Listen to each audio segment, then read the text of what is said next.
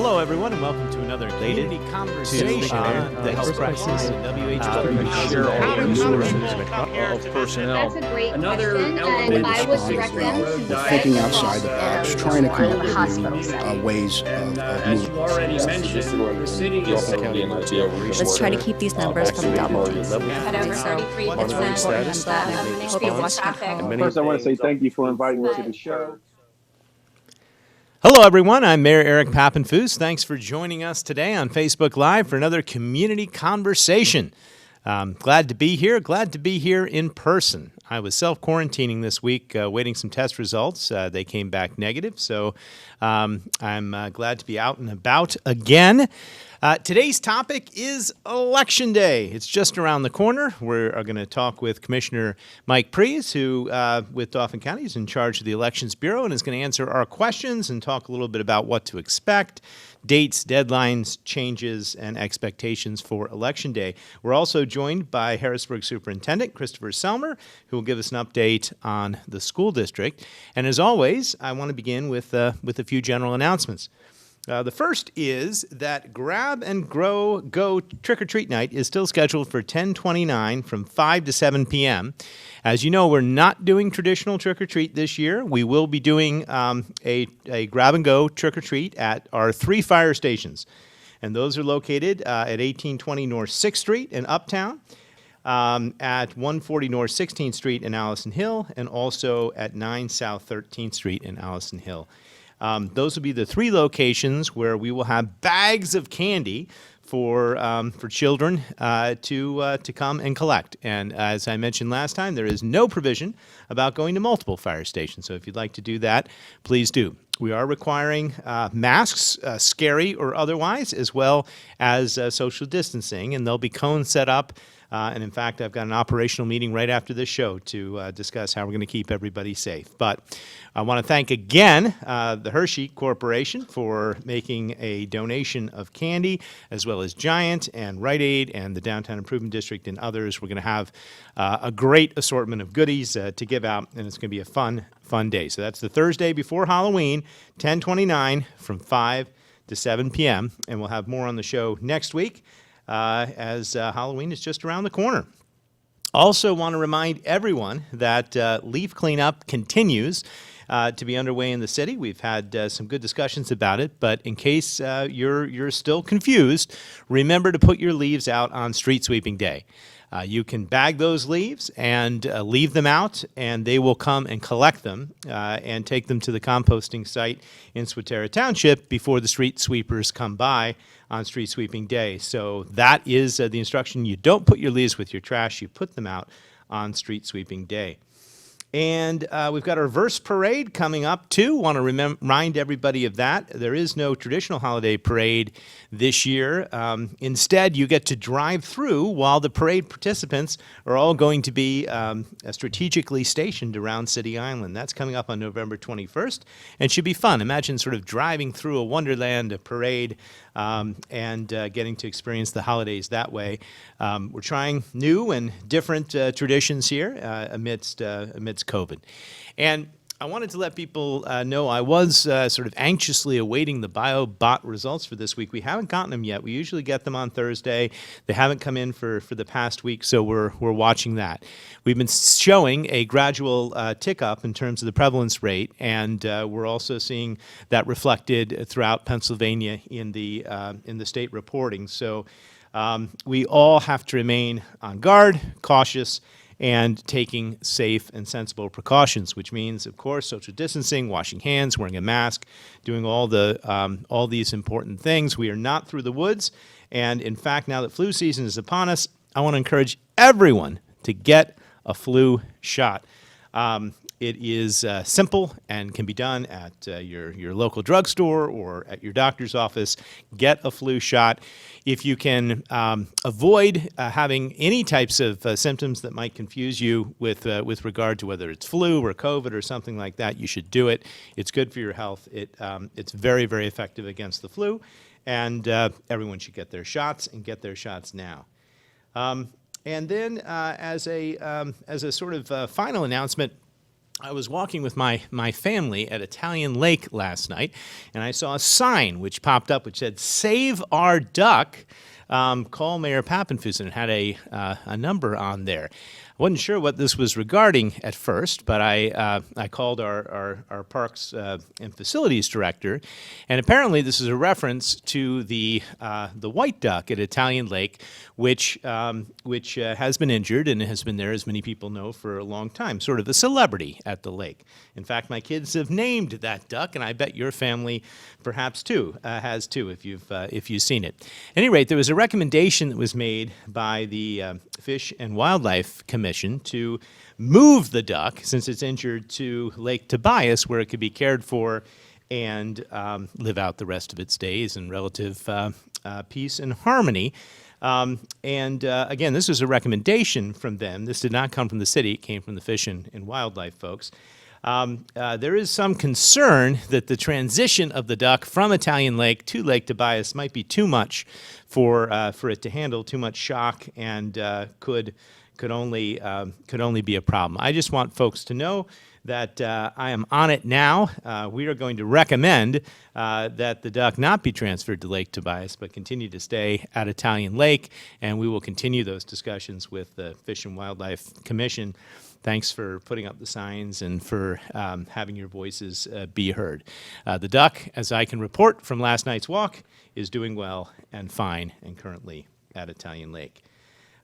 Finally, Moment has an exciting announcement, which is that we are going to go live right now in the Facebook comments with a interactive user poll, which you can click on, and basically give us your thoughts on what you'd like to hear or who you'd like to hear from in future Facebook Live community conversations. So Moment's going to put that out now, and after the show, I will tweet it around. And give us your feedback.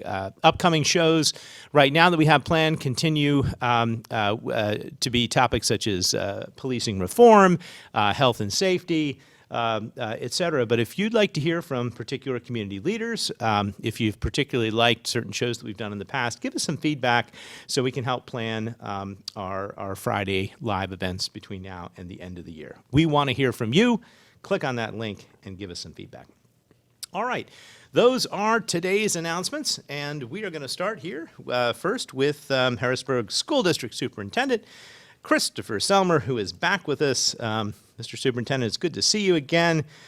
We've been talking. We've been all talking about the impact of COVID-19 on schools in particular, and whether or not it's going to impact a potential return to in-person as opposed to virtual learning. But let's just start and get an update on the school schedule from you, and you can take it away.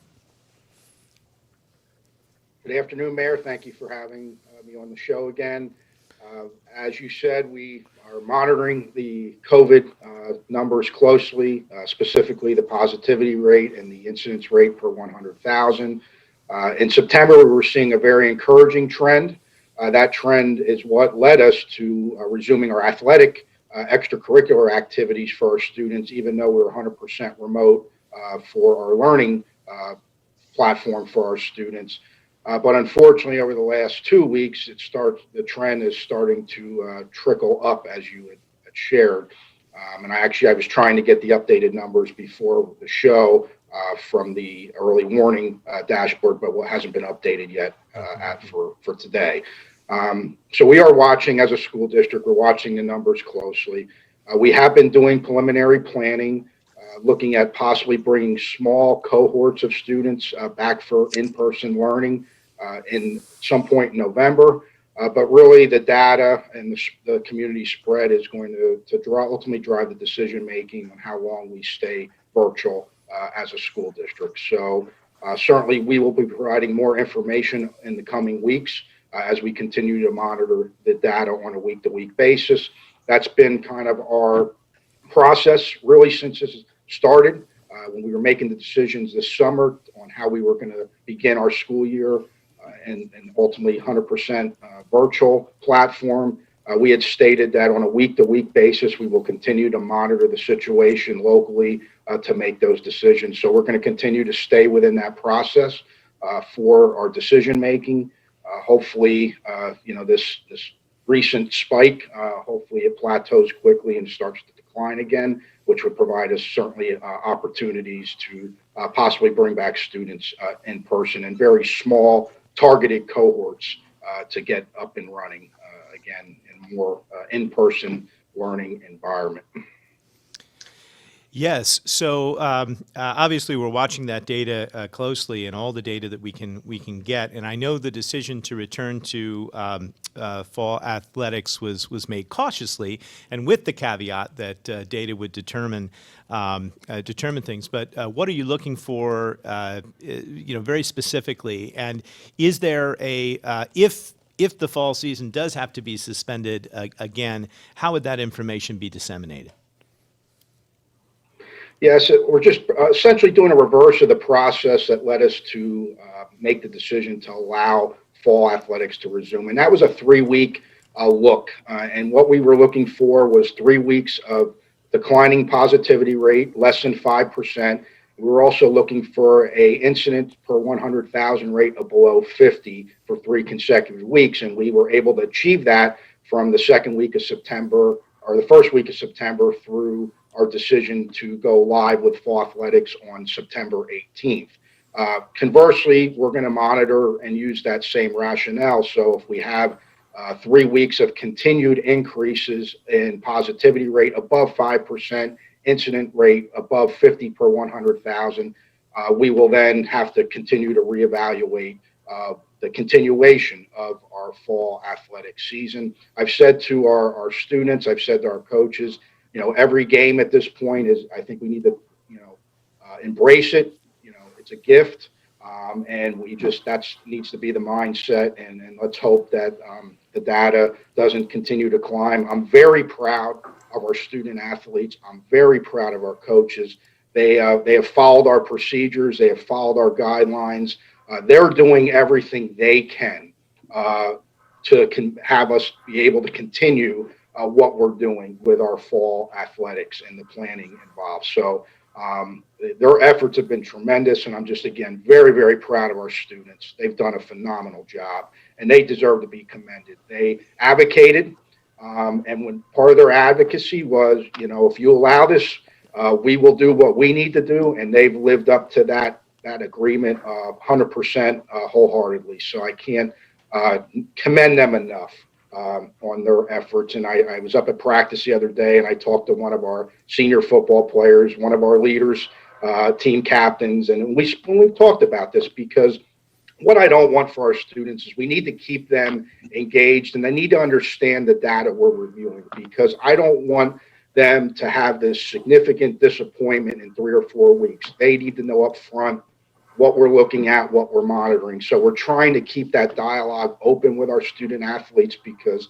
we all want to see them out. They're happy, they're participating, they're doing well, they're enjoying the engagement, they're doing well with their studies. So it's a win-win-win. We just have to hope that we just do not see a spike like we did in prior months. And I want nothing more for this to continue for them.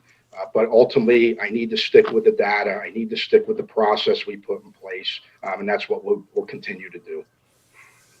Understood, and thank you. And your approach to transparency and data-driven decision making is, I think, the way to go, and really, really appreciated and clear. How has the district been doing in terms of health protocols and keeping people safe for those that have been reporting to work into these schools on a regular basis? Teachers, maintenance workers, other administrators. We were doing fairly well. The last 7 to 10 days have been more challenging for us. Currently, we have no students out in for learning, but we do have our staff reporting the buildings 4 out of the 5 days to deliver that remote instruction from their classrooms. So we had some challenges over the past 7 days, which also is concerning, because those challenges seem to be mirroring what we're seeing with the jump in the data. So certainly, we need to continue to monitor that. Obviously, any opportunity to come back to in-person instruction is going to heavily rely on our staff and their ability to be at work each and every day. The FFCA leave provisions are in place. They were federally adopted. They run through the end of December currently. So certainly, individuals may qualify for that type of leave. And, obviously that could impact our ability on what in-person instruction could look like based on those numbers. So the decision and putting together the logistics of coming back for in-person instruction does have a few more complications than even the decision to start our athletic programs. But we'll continue to work through that. Again, our staff, I'm pleased with what I see when I go out to buildings, the protocols.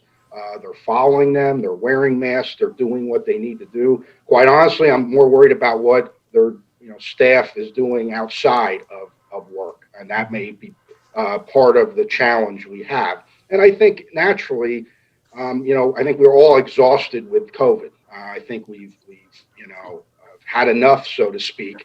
And I think we're all losing patience. But unfortunately, the numbers are jumping. And this is a time where I did send a message to our entire staff this week that we need to be more alert. We just need to really think about what we're doing even more so inside work and outside work during this critical time as we see the numbers start to escalate. Yeah, understood. It's not just that the numbers themselves are climbing. It's also it's cold and flu season, and people are getting sick, and there's congestion and a sore throat, and you don't know. You're not sure. You have to go get a test. Based on my own experience of this past week, I had an employee who I was in contact with very briefly start developing symptoms, which could have been COVID. Properly decided to quarantine, went in to get a test, notified those that he'd been in contact with. We quarantined, and we waited anxiously for those test results. He went to the UPMC Pinnacle testing facility right here in the city on Cameron Street, got a test as quickly as he could. They told him 7 to 10 days.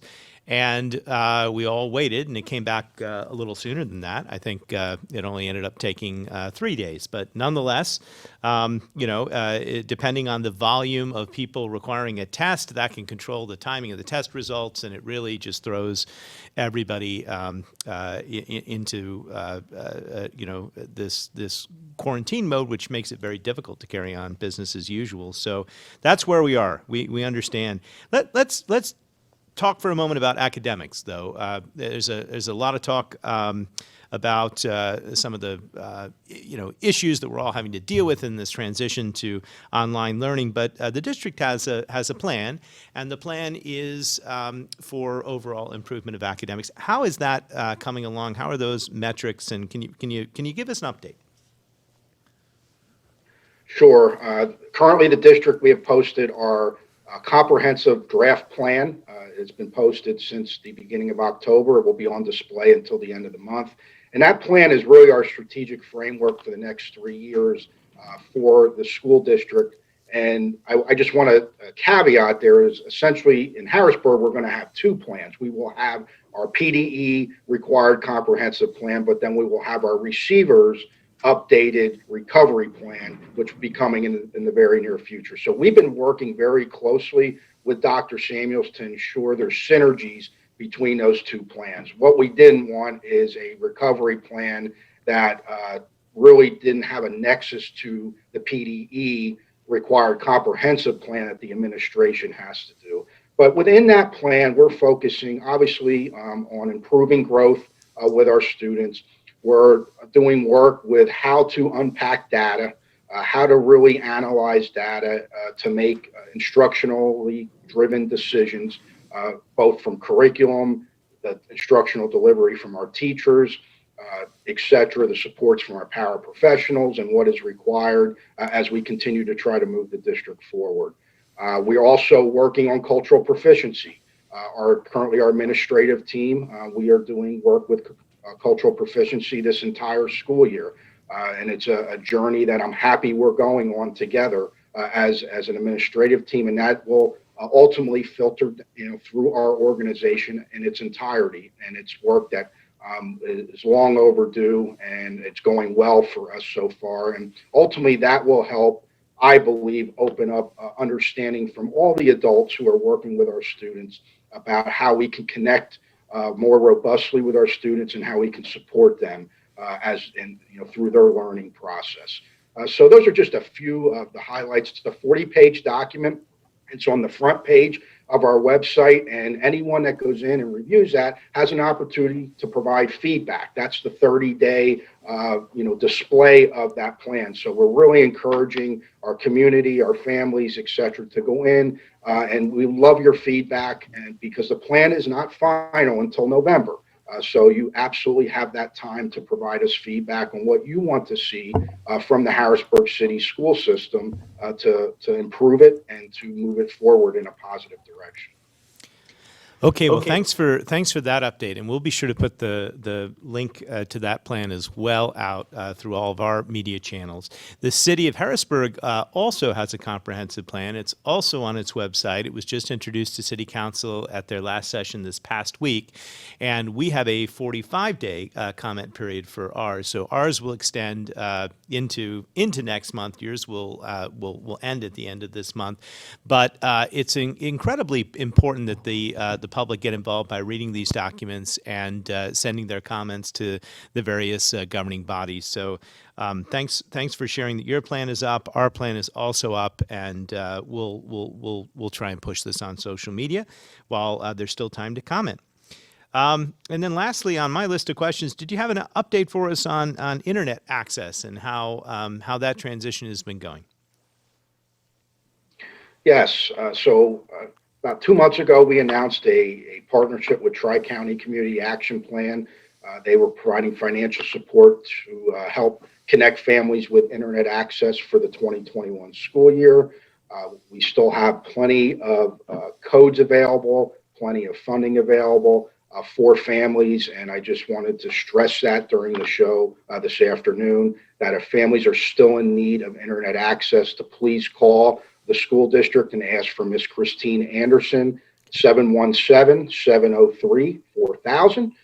And we can certainly take your information and work to get you, if Comcast would be the best fit, a QR code that you could sign up. Currently, we have over 100 interested parties for internet access, and I was actually thinking we'd be much higher at this point. So I appreciate allow me, Mayor, to spread the word again, because we do have availability. We want all our families connected. And if Comcast, for some reason, is not the best fit, we may have other options to support our families. So again, I just wanted to stress that if you're a family and you're still struggling with connectivity, if you're struggling because you have multiple learners in your household and the bandwidth isn't adequate during the day, please let us know, and we will work together to try to provide solution to that problem, especially not knowing how long we're going to need to be on an online platform. It's critical that we do everything we can to close that gap as soon as possible. The other adjustment we made, Mayor, several weeks ago was to our schedule. We started August 31st with a very aggressive online schedule with the hopes that within mid-September, we may be bringing students back. And unfortunately, that's not the place we're in right now. So we did make some adjustments to that schedule. So it's more of a mix of a synchronous live instruction with a little more mix of an asynchronous offline instruction. We just felt, and we heard from families, that it was just too much screen time during the day. So we did go several weeks ago and make those adjustments, and they seem to be working well so far. And my point with all of that, Mayor, is this is a learning process for all of us. And as we receive feedback and we receive concerns, our positives from our families, we try to make those adjustments accordingly to support our students. So the feedback is wanted, and it's helped us make adjustments already at the start of the school year. So again, we'll continue to do that. My last quick update, Mayor, is for athletics. Tomorrow, we are hosting our first home game, and I just want to stress a couple key points. We are going to be limiting spectators to that game. The student athletes will receive 2 vouchers that they will hand to their family, guardian, etc., that will allow them access to the game. Same thing for our visiting side and our cheerleaders. But beyond that, there will be no tickets sold at the gate. There will be no general admission, but we are going to be streaming the game live tomorrow at 1 o'clock, and that information will be on our website later today or tomorrow morning. So knowing that we have to reduce capacity due to safety, we wanted to provide a streaming option. So hopefully our community can tune in and watch the Cougars be victorious tomorrow afternoon at Severance Field. Thank you. Oh, that's great. Yeah, thank you. We'll tune into the live stream, and that sounds like a very sensible way to handle crowd control. And thanks for the update and the contact information for who people should reach out to if they know someone who is struggling with connectivity. Please reach out to the district because the capacity is there. So thank you, sir, for those updates. And we are going to turn next to Dauphin County Commissioner Mr. Mike Prees, who is joining us in his capacity as the supervisor of the Elections Bureau for Dauphin County.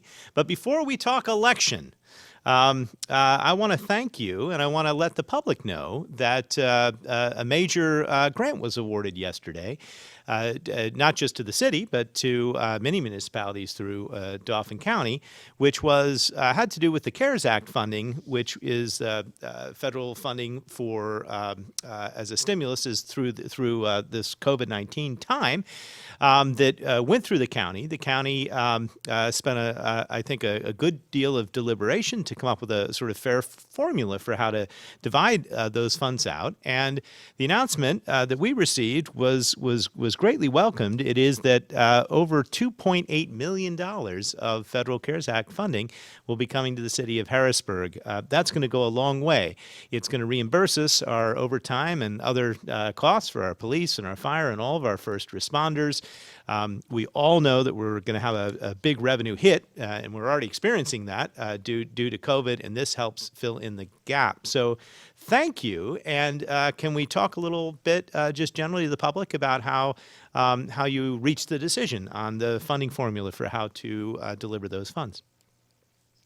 And good afternoon, Mayor. It's great being on your show. All right. I'm following up Mr. Selmer, and I want to congratulate him and his administration for the wonderful job that they're doing for the city of Harrisburg and the student athletes in the Harrisburg School District as well. And I wish them a lot of luck this weekend against Lancaster McCaskey. Mayor, thank you for the great job that you were doing in leading the city in the past, now, and into the future. It is always great to come on and give you updates on what's happening at the county. I know specifically today we're going to talk about the election, which we will get into. But first up, the CARES Act money.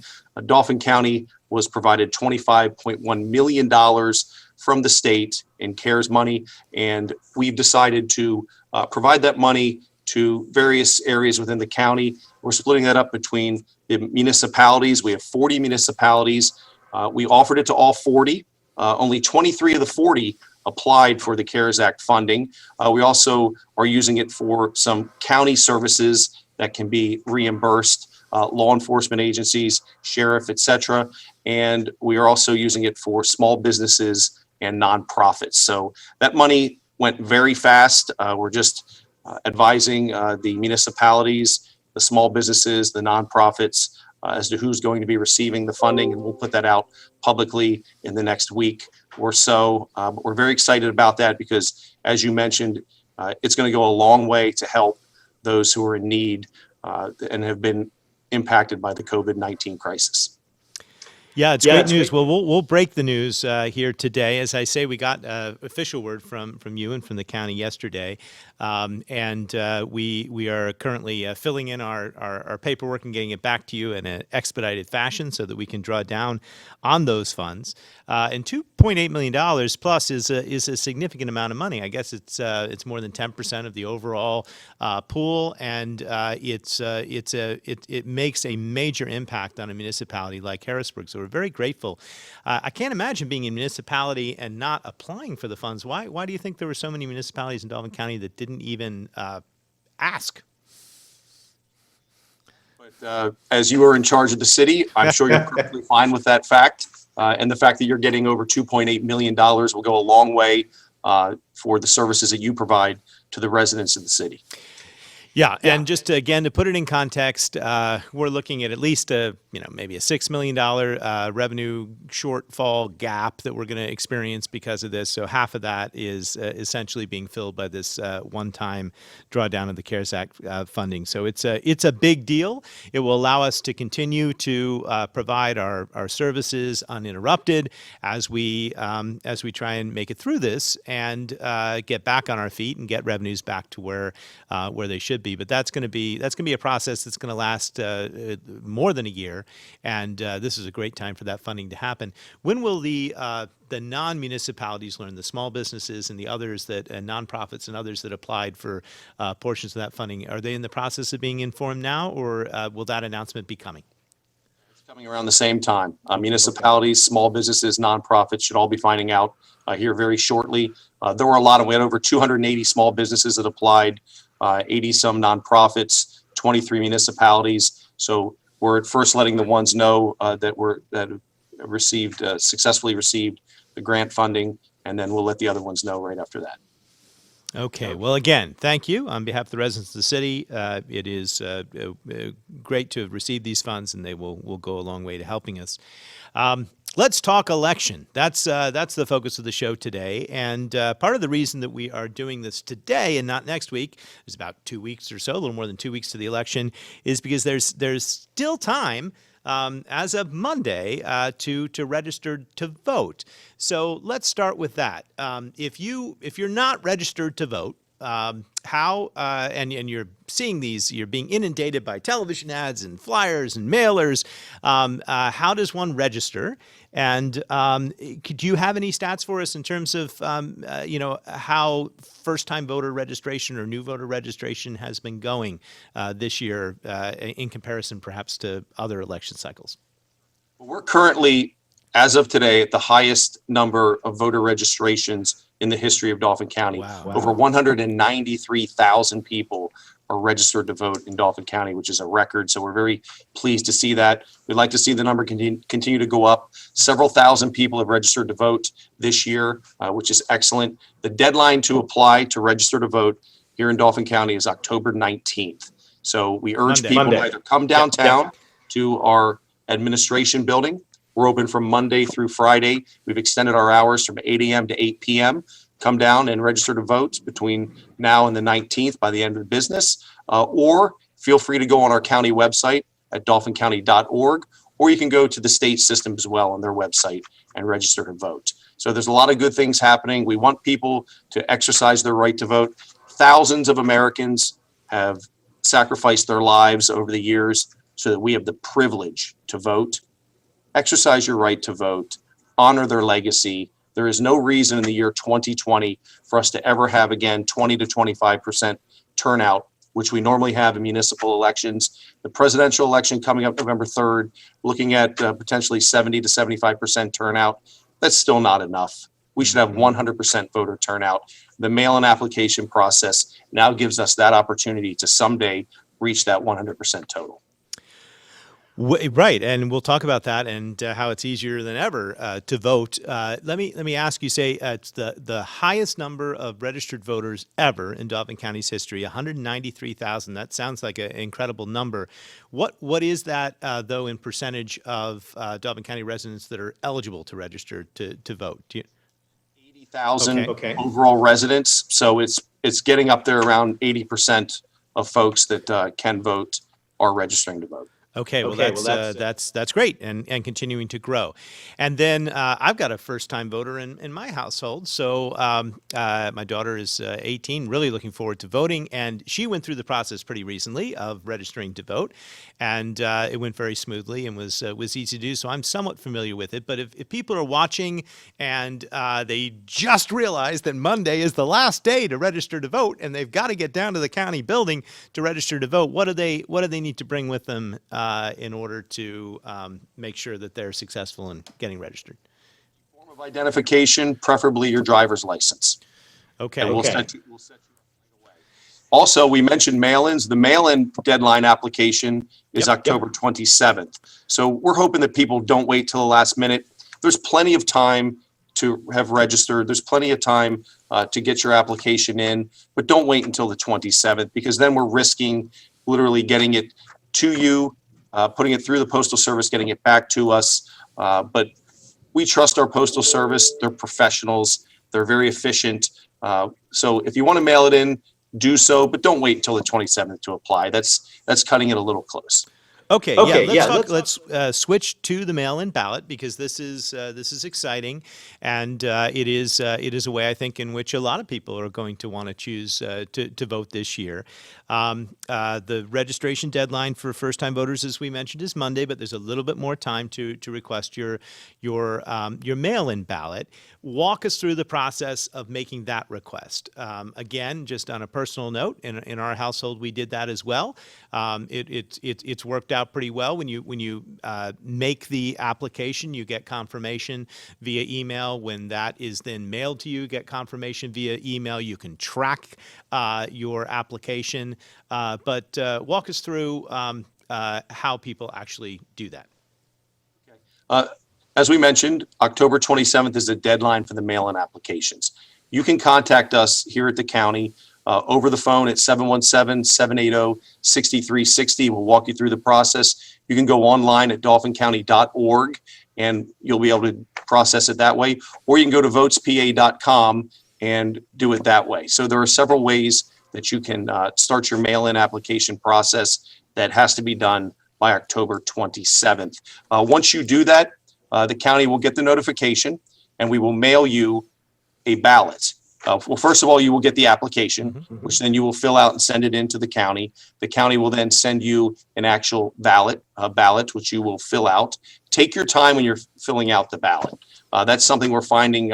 We're getting a lot of calls on that, a lot of questions in other counties as well. People are concerned that maybe their vote won't count. We want to make sure that 100% of the people that take the time to vote have their vote count. So fill it out properly, take your time. If you have any questions during the process, call us downtown at 780-6360 or go online, and at the state website and the county website, it tells you how to go through the process, what to fill out. There's no reason to rush it. If you do fill out a actual mail-in ballot and you think you made a mistake, call us or come downtown to the county administration building. As I mentioned, we're open Monday through Friday. We've extended our hours from 8 a.m. to 8 p.m. So we're here to help you. Don't fill out your ballot completely if you think you've made a mistake. Come downtown and we'll look it over. We'll ask you a couple questions and be able to help you through that process. So don't rush it. Take your time. We want to make sure your vote counts. And you don't only have to do that downtown here. We also have the Northern Dolphin Human Service Building in Elizabethville, because I know folks outside the city watch your program as well. That's open effective the 19th. We'll be open Monday, Wednesday, Friday from 8 a.m. to 8 p.m. and Tuesday and Thursday, 8 to 4:30 p.m. Right now, they're open Monday through Friday, 8 to 4:30 p.m. if you'd like to hand in your mail-ins there. But again, in the year 2020, now that we have mail-ins, there's no excuse anymore for us not to someday reach 100% voter turnout. Okay, great. Well, if you have requested a mail-in ballot and you wonder if that request was received or not, first of all, you should have received a confirmation email based on what you gave. But you can also go to the Votes PA website, type in your name and zip code and Dauphin County and date of birth, and that will give you a status report. So you can confirm that it's been received. And you can also confirm that the ballot has been mailed or is on its way. Let me ask you a couple what-if scenarios. So since the deadline is fairly close to the election, if people do wait to the last minute to request the ballot, I guess there's the possibility that the post office doesn't get it to them in time. What do you do in that scenario? If you've requested an absentee, we'll call it requested a write-in ballot, but it's you've made it to election day and you don't have that write-in ballot. What do you do? Well, again, there's plenty of time to fill it out. As you mentioned, you can go online to see where you're at in the process. And the state Supreme Court recently has given an extension of 72 hours. So if you even have it postmarked by election day, we will count it upon receiving it 72 hours after the election. If for some reason you have any questions on maybe got lost in the mail, contact us at 717-780-6360. We'll walk you through the process and let you know what your other opportunities are there for voting. Okay. Well, let's hope people who are watching request the ballots now and don't leave it to the last minute to make the request. Here's another question. So if I request a write-in ballot, but I change my mind, I decide, you know what, I'd rather go in person. Am I allowed to do that? And what do I do with my write-in ballot? Bring your write-in ballot with you to your polling location and hand it over to the judge of elections, and then you will be able to fill out a provisional ballot and vote that way. Okay. And how do we guard against the possibility that somebody might try and vote by write-in ballot and in person, especially if they don't mail their write-in ballot until election day itself or right at the last possible minute? Well, we have checks and balances set up, so we'll know based upon our checks and balances that we have in place. If you voted by mail-in, we'll have that listed. If you vote in person, we'll have that listed. So we'll cross-file those against each other to make sure that that cannot happen and does not happen. Some folks, if you send in a mail-in ballot and you go to try to vote on election day, we will not allow you to do that. If you have your mail-in ballot filled out and you go to your polling location because you haven't mailed it in, then again, the judge of elections will take that from you and allow you to fill out a provisional ballot at your polling location.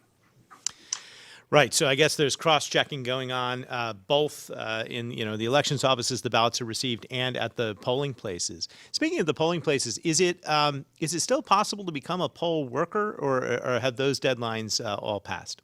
We're always open to have poll workers. I can tell you, Jerry Fieser has been blessed with incredible volunteers here in Dauphin County, folks who give up their most prized personal treasure, their time, doing their civic duty. So the polls are open from 7 a.m. to 8 p.m.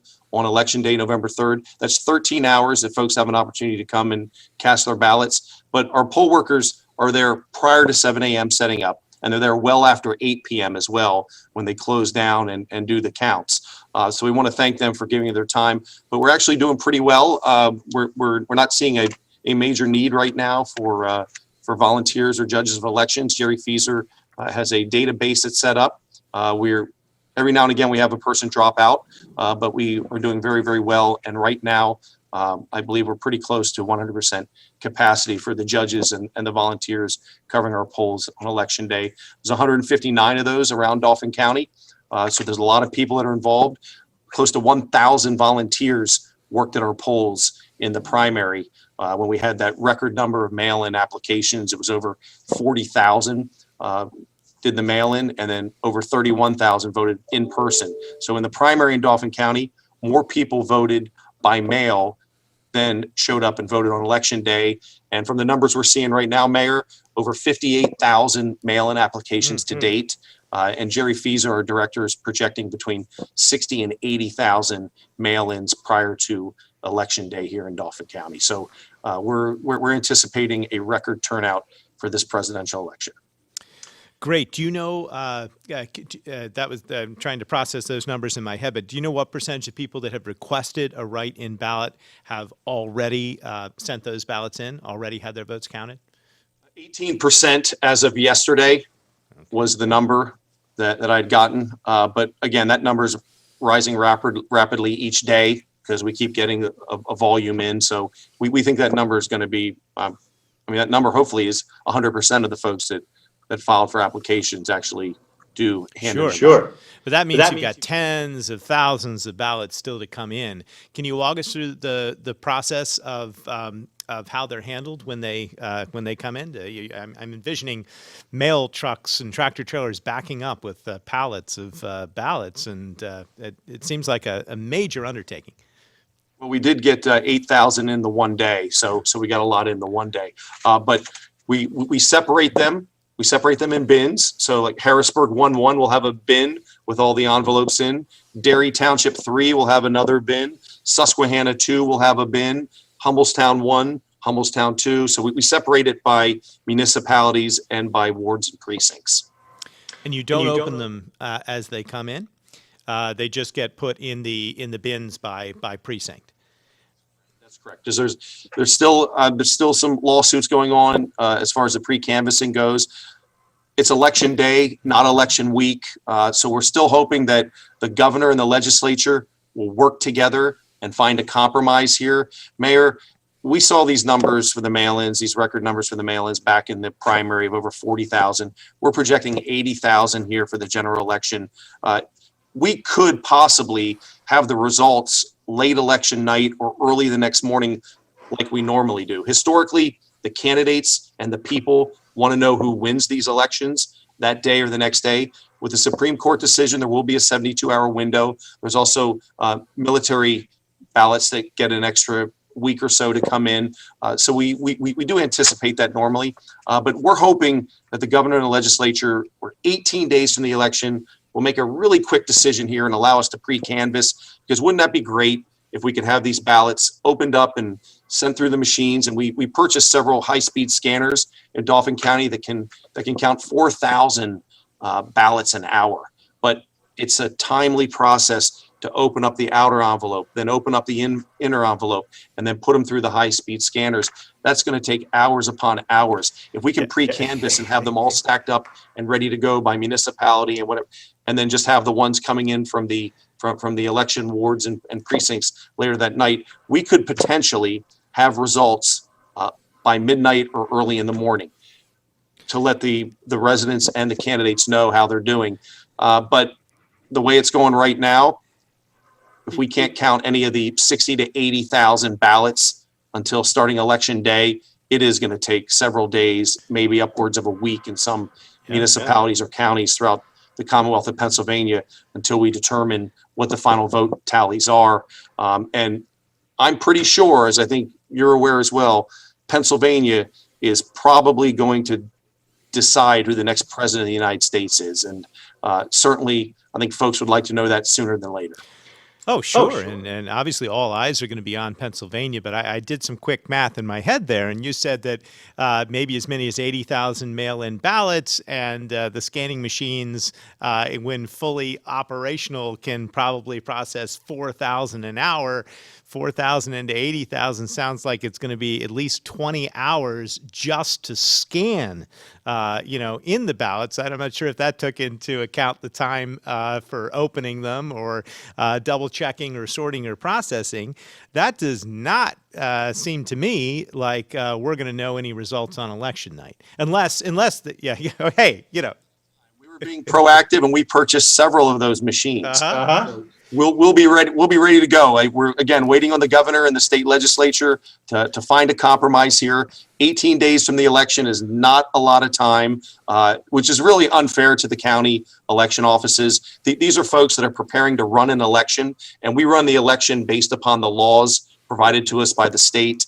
Sure. We're asking for help. We're asking for assistance here. But if we don't get it and nothing changes, then we will start processing those mail-in ballots. Election day, it's probably going to take a couple days to do all those if that's the case, but that's the current law, the way it's set up, and we will live with that. We will abide by that. I'm just saying that in terms of being a citizen or a candidate, you probably want to know sooner than later how you're doing. But again, I think this will all be determined in the next couple days as far as what the legislature does. Well, just to be clear, you are asking, and counties around Pennsylvania are asking the legislature to allow the election offices to start counting those ballots in advance of election day. So how will the legislature act? Is this via a bill, or and if so, how can the public get behind supporting this change if we want results sooner rather than later? Well, again, it's 18 days till the election. Unfortunately, this is something that probably we wish they would have handled 4 months ago, back in June after the primary, when they saw the historic numbers coming in. We're running out of time.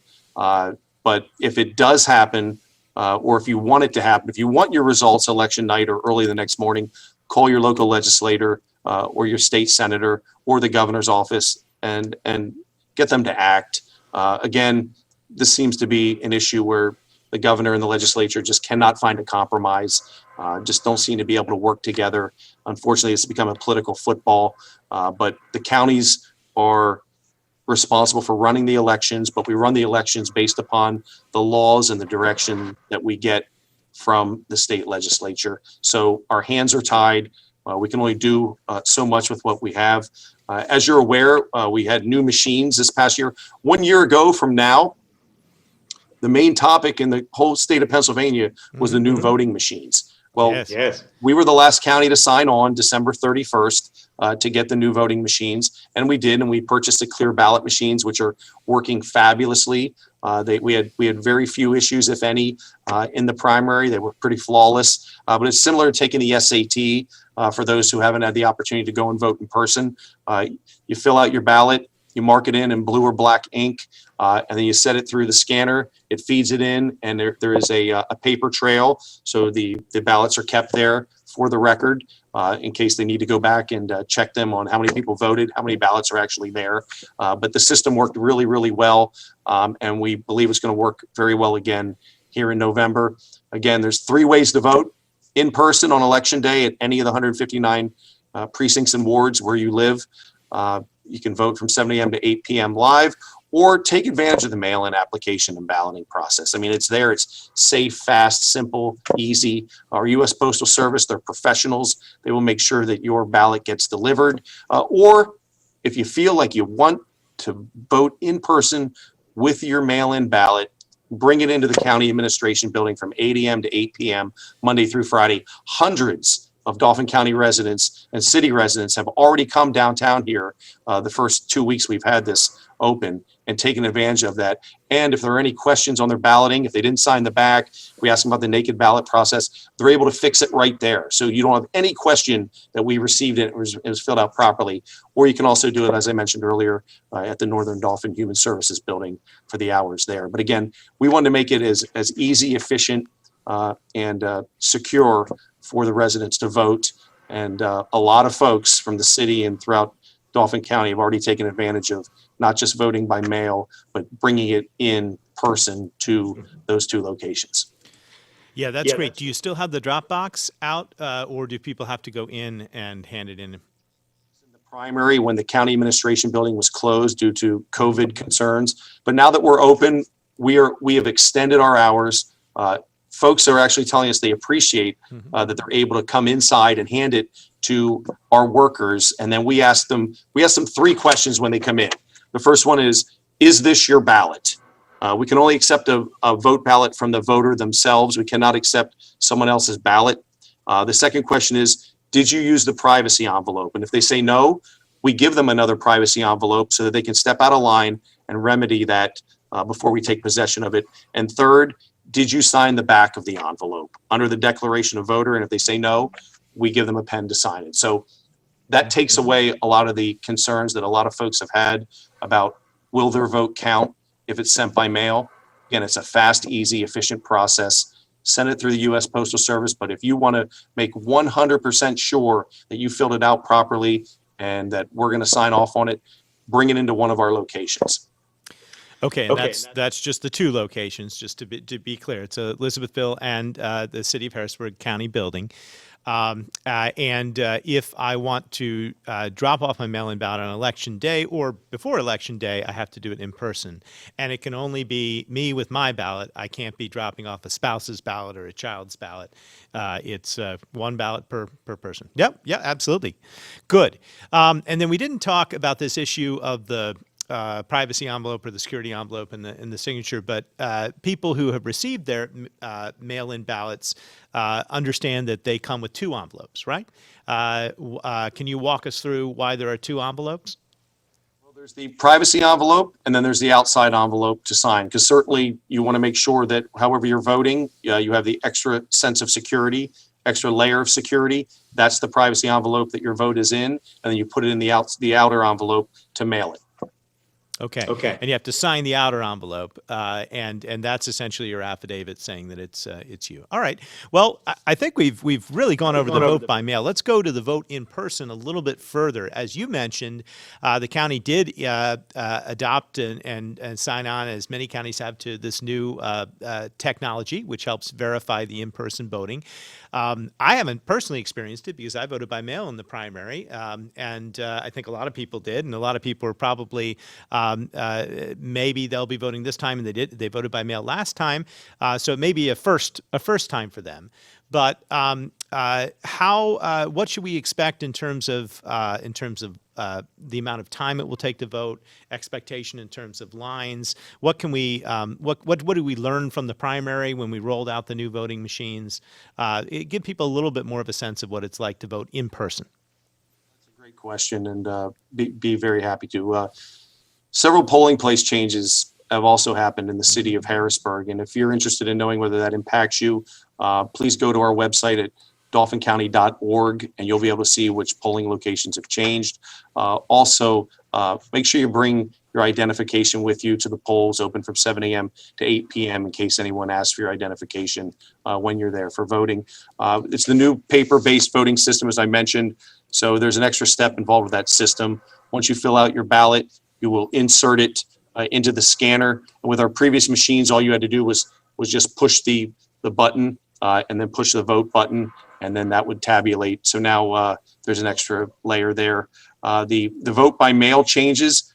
We have those 2 official ballot return sites, as I mentioned, where you can do your mail-in. But at the actual polling places, because of COVID-19 precautions, you'll see we'll have PPEs there, hand sanitizer, regular cleaning of common areas and machines will take place.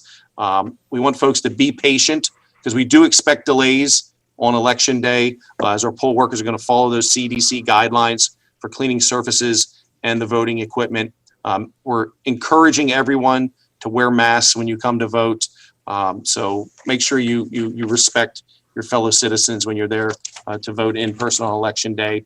For everyone's safety, we've secured Ppp Kits that are available for our election day workers. We'll have disinfectant, antibacterial wipes, sanitary protective gloves, surgical masks, face shields, hand sanitizers, and microfiber cloths. The hand sanitizer, isopropyl alcohol screen wipes, and sanitary headset covers will be available for our voters. Although pens are available there, and we're going to regularly disinfect them as recommended by the CDC. We're encouraging our voters to bring their own ballpoint pens with black or blue ink if you're concerned.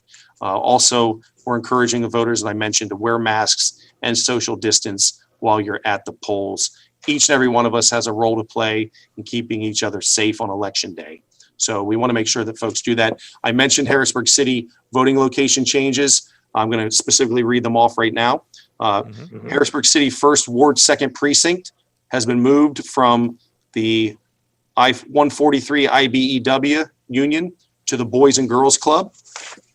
Harrisburg 1-1 has been moved from the UPMC Pinnacle Health Life Team Facility to the Foose School on Sycamore Street. And the third change for the general, Harrisburg City 14th Ward has been moved from the synagogue on Green Street to Camp Curtin Academy. And we are making sure that we send notifications to all the registered voters living in those wards or precincts that the changes are forthcoming. Yeah, that's great. So that's Shipoke, which has moved to Foose. It's the 14th Ward, which has moved to Camp Curtin. It's those who voted at the Union Hall who are now at the Boys and Girls Club. There were a few changes as well, I think, at the primary that people maybe don't remember, but the Susquehanna Art Museum is now the polling place for the 6th Ward. The Scottish Rite is for good parts of Uptown. So I think the easiest thing to do is to go to the webpage and to click on the links for Harrisburg, and there's a complete address for each of those. Hey, I want to press you on one thing though. You say masks are encouraged. Why can't we require masks indoors at these polling places for the safety and benefit? Must wear them. Hopefully, common sense prevails. Respect your fellow citizen. There's still a pandemic going on. We're asking that everybody wears a mask when you come to vote. We're also asking our poll workers to make sure that they mask up as well on election day. This is something that everybody should take very, very seriously. And it's not something we can force anyone to do, Mayor, but it's something we're strongly encouraging. We'll I would also like respectfully disagree on that one. I think you could require people to wear the masks inside, just as businesses can. But how about outside the polls? Is there any way that we are going to be enforcing or checking on social distancing? I know a lot of times the poll workers tend to, stay within the polling places. They don't go out and police the exterior of the buildings or the lines that are outside. Are there any thoughts on how we can keep people social distant, put out cones, do things to help people keep space between themselves? Are taking place even today on how we're going to move forward in that manner. Again, we're strongly encouraging folks to use CDC guidelines, use common sense, use common courtesy, respect your fellow resident when you're coming to vote on election day. Or we're also strongly encouraging and asking our poll workers and other volunteers, please practice social distancing. Please wear masks on election day. And as I mentioned, the polling location changes. The reasons for those, there's several reasons for those.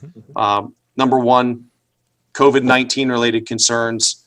Number two, ADA accessibility issues that we have. And we're not the only county that has them. A lot of counties have them. And three, limited space for the new voting system. So when a polling location that is for years allowed people to come to vote contacts us and says they're no longer interested in doing it for COVID-related issues or ADA compliance issues, we are respecting that and finding new locations. And I want to thank the residents of the city of Harrisburg, and under your leadership, Mayor, they're very aware that voting is certainly something that we all must do, we all want to do. It's a privilege, and these locations, that the new locations we found are very open to us having the voters come there and exercise their right on election day. I think the new locations are by and large very, very well chosen, and we should also note that City Hall is the downtown polling location. That was a relatively new change as well, and we will be ready and eager to welcome people in to vote on Election Day. So Election Day, of course, Tuesday, November 3rd, right around the corner. Thank you, Commissioner. I think we covered a lot of ground. A lot of good information for voters, and I'm going to turn things over to Momin to see if there are any questions out there. Yes, thank you, Mayor. I believe we were able to cover all the questions. Oh, good. It was a great conversation. I did want to show the website again. Excellent. That was mentioned. This is dauphincounty.org, and you just scroll down here, and here it is, what voters need to know. And there's a lot of great information on voting machines, your polling places, frequently asked questions, information about the ballots, and more. Why don't we click on polling places, Momin, and then at the top there it says click here for Harrisburg locations. I did this before the show. If you click on that, that shows all the polling places, and if people have additional questions, they can reach out and contact the office. So. Good. Well, we did cover a lot of ground. Thank you, Commissioner. Really appreciate it. Let's hope that we have the highest turnout ever in Dauphin County, and I'm really excited to see the numbers and the. I think since we did make this transition to new voting technology for in person, it's probably a bit of a benefit that we don't have as many people voting in person, and sort of testing that new technology until people become more comfortable with it. So we'll see where we are and how this changes as we move forward to future elections. But I think we are well set to cast our ballots and do our civic duty here coming up on November 3rd. So thank you very much for joining us. And thank you at home for watching. Again, please fill out that survey that Momin has posted, and that we'll be putting on social media for future topics for our Facebook Live community conversations. Look forward to seeing you next week and every week, Fridays at noon here on Facebook Live. And until next week, I'm Mayor Eric Papenfuse saying thanks, stay safe, stay well, and don't forget to vote.